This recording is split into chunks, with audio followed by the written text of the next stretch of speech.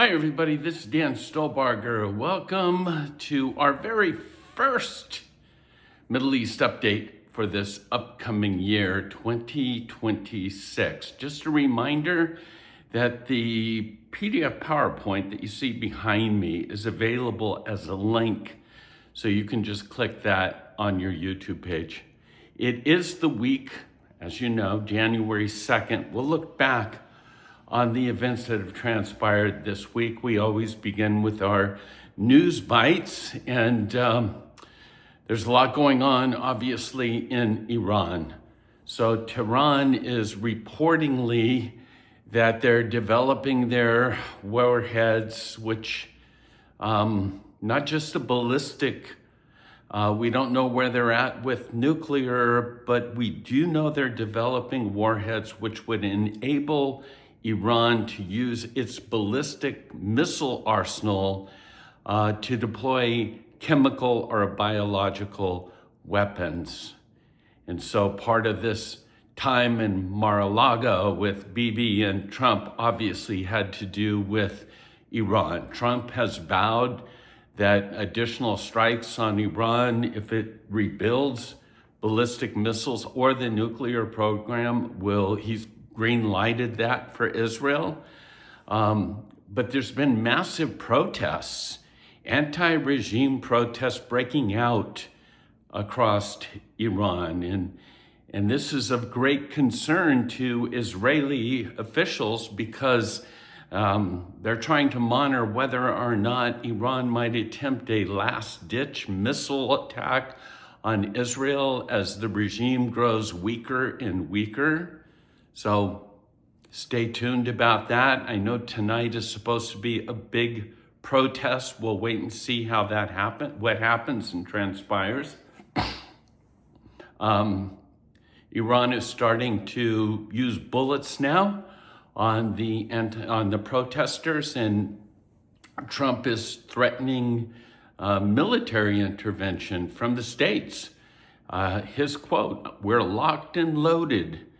If the regime in Iran shoots at peaceful protesters, intervention may come." So again, and then of course Israel has recognized Somaliland, and I think the best way to go about explaining the reason why is to show you this map. Again, it is of military significance to see where it's located and how close it is to Yemen. And so you've got Yemen, Saudi Arabia, Iran, and here's just a picture here. Supposedly,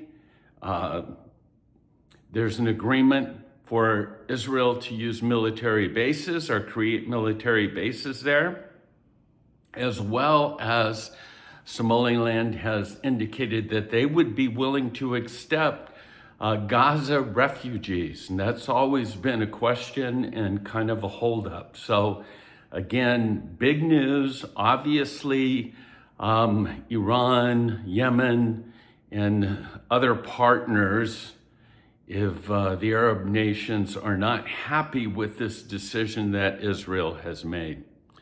So let's talk a little bit about Mar-a-lago.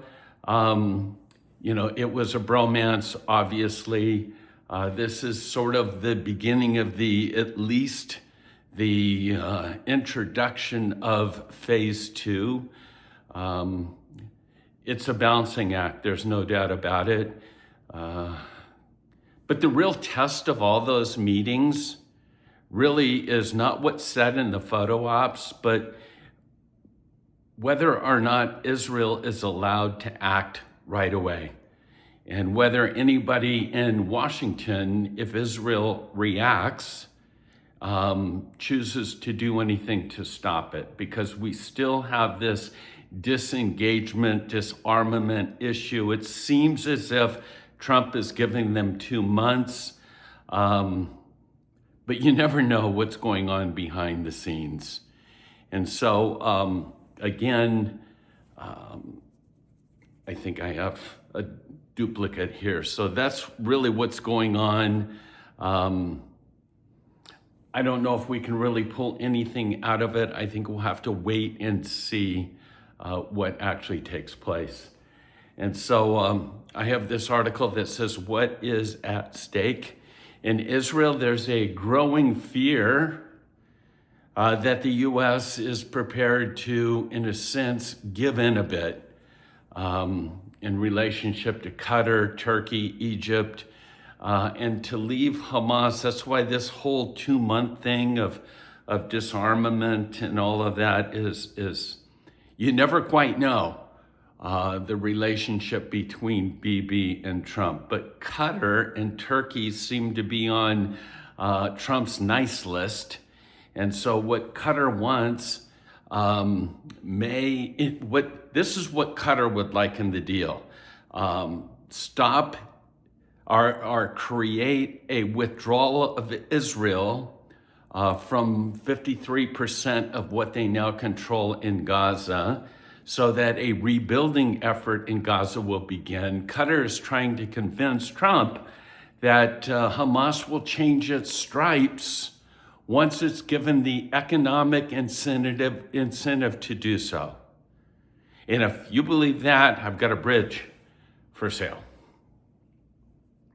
All right, Middle East, let's take a look at all the different scenarios. Let's start with Lebanon. And we know even as of today, again, Trump has green-lighted Israel's, in a sense, attempts to take out the arsenal of Hezbollah. I would not be surprised in weeks and months to come if the IDF moves more permanently into southern Lebanon. In Syria, it seems there's from time to time, it's all quiet on the Western Front, but Israel will not give up high ground. And there's going to be periodic flare-ups because Syria itself, like it or not, has compounds or hosting areas that are ISIS, Al-Qaeda. It's just a mixed bag. So something's going to happen. But I think from Trump's side, he would like Israel to do it quietly, keep this sort of a quiet situation and border. And then again, we have Gaza, start the clock, 2 months for Hamas to disarm. For me, I'm still wearing my yellow ribbon because there's still one body that's left to be returned to Israel, Ronnie. And so still praying for that. But again, tick-tock, the clock's going, and I'm not surprised. I would not be surprised if this 2-month period doesn't last. Iran, again, will there be a regime change? That whole backed into a corner, desperate measure for desperate times. That's what's going on there. And then in Turkey, this report that there were about 500,000 people that gathered in Istanbul on New Year's Day for a large pro-Palestinian demonstration, waving Palestinian and Turkish flags, voicing support for Gaza, braving near freezing temperatures. Marchers made their way, chanting slogans, "We will not remain silent, we will not forget Palestine." And keep in mind, Turkey wants boots on the ground in Gaza, and Israel is saying no. Erdogan and Trump seem to have, at least from Trump, again, nice list. We'll have to wait to see what transpires there. And then something that's pretty interesting, this new laser system in Israel, it's called the Eitan. It's operational now. And it's a laser system that now costs pennies on the dollar to destroy missiles. It costs less for Israel to intercept Hamas than it does for Hamas to fire it.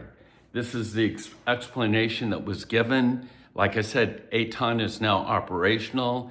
The writer says, let's take a different example. One Abrams tank costs $10 million. A Ford pickup with a guy with an RPG in the back costs 1% of that.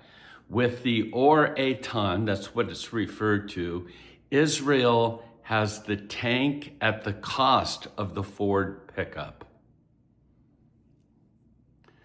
Black and white truth, okay? Enough said, truth is truth. But since the announcement of the Trump's plan, Hamas has dismissed the idea truly of laying down its weapons. It's also made it clear that the role of any international force should be limited just to, quote, monitor the implementation of the ceasefire with Israel. Again, a Hamas statement: the Palestinian people have the right to all resistance. Just so you know, what that means is rape, murder, behead, all forms of terrorism. Quote, the Palestinian people have that right. Now, these statements by Hamas and other Palestinian terror groups show that they have no intention whatsoever of honoring Trump's plan.